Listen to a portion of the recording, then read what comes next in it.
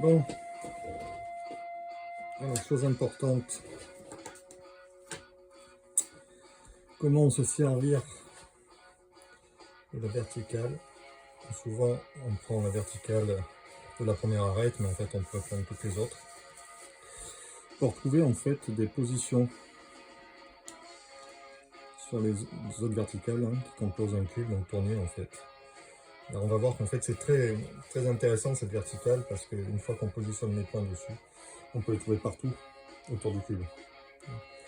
C'est-à-dire, bon là, par exemple, j'ai 11 cm.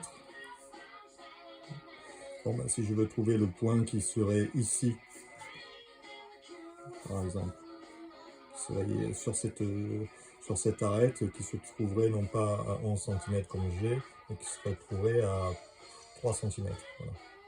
Bon, évidemment, il y a 11 cm, je veux trouver 3 cm, donc je prends 3 cm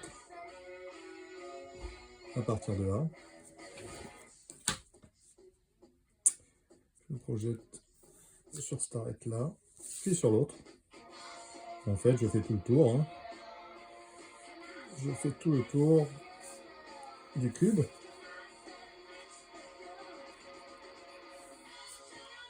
Et j'ai 3 cm à tous les endroits, donc là je vérifie. Voilà, donc c'est une manière simple en fait de trouver cette grandeur ici, de la retrouver partout sur les arêtes du cube. Donc juste on tourne.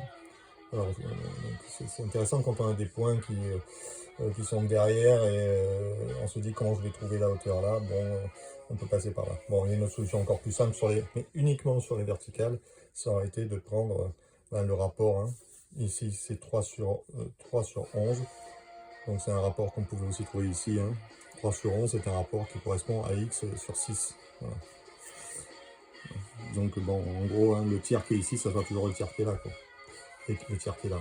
On peut mesurer tout ça.